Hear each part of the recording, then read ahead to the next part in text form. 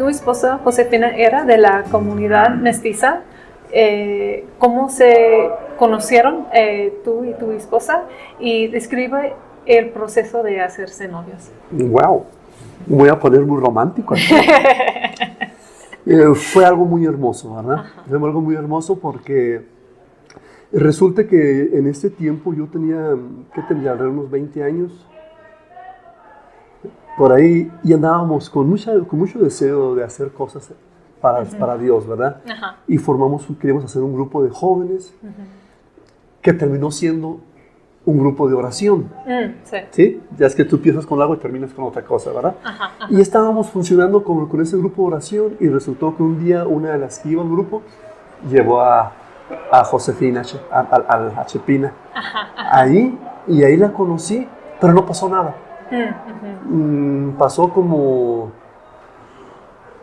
Porque ella se fue a un viaje, regresó como a los 5 o 6 meses, y resulta que cuando ella regresa, él le pide a ella que organice un campamento para jóvenes, para adolescentes. Ajá. Y invitaba a maestros, y ya saben en quién pensó, ¿verdad? Ajá. Y ya pensó en mí, y le estuve ayudando. ¿Y qué pasaría? Como unos 4 o 5 meses que ella empezó a ir más a ese grupo, y empezamos a platicar, a hacernos amigos. Y llegó el día en que formalizamos ya nuestra relación. Ajá. Fue algo muy bueno porque éramos muy amigos. Fue una amistad que brotó muy natural. Y a mí ahí me ayudó mucho mi parte de mi mamá. Por la cultura mexicana, ¿verdad? La cultura mestiza. O sea que tenía mi apellido Rempening, que por cierto a ella le gustaba mucho que fuera un apellido extranjero, ¿verdad? Y ella, ¡wow! ¡Qué apellido tan bonito!, ¿verdad? No sé qué le gustó más, si mi persona o mi apellido, ¿verdad? Fue interesante.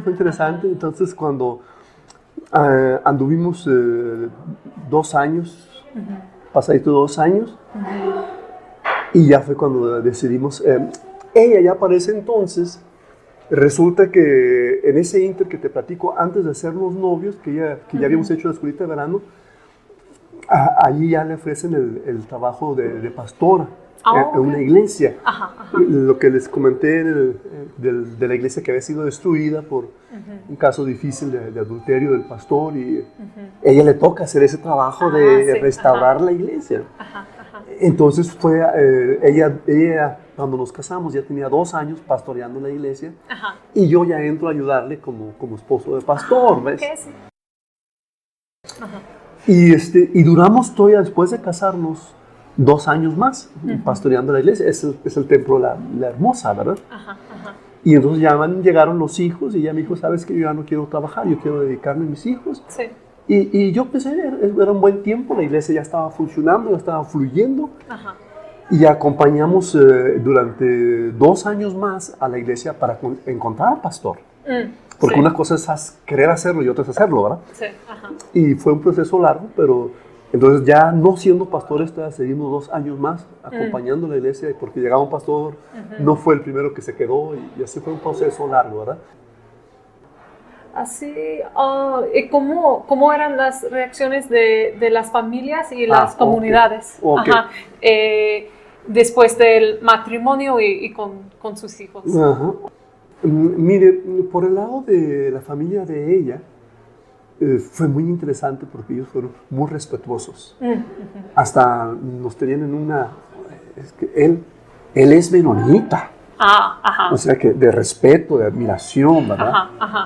Y cuando fueron naciendo mis hijos, para ellos les llamaba mucho la atención, porque mis hijos pues tienen cierta color de piel medio morena y medio blanca, ¿verdad? Tez apiñonada, que le dicen, ¿verdad?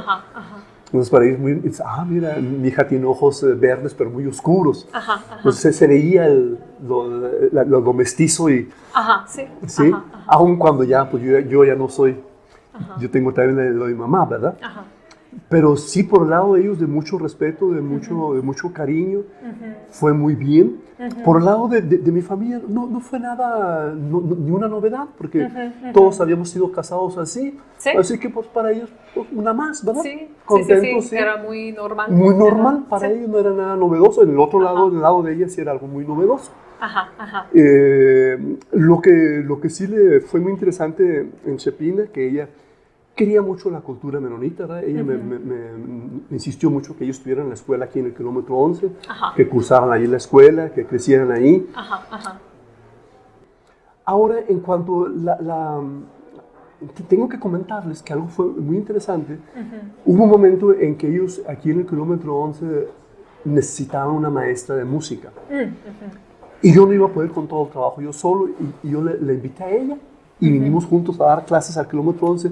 Lo hicimos durante 9 años, antes de que ella ya no estuviera. Y fue increíble lo bien que la recibieron, ¿verdad? La comunidad, a pesar de que sabían que ella, los papás sí trataban. Claro, hubo casos en los alumnos que no se entendían muy bien con los maestros, que siempre pasa, ¿verdad?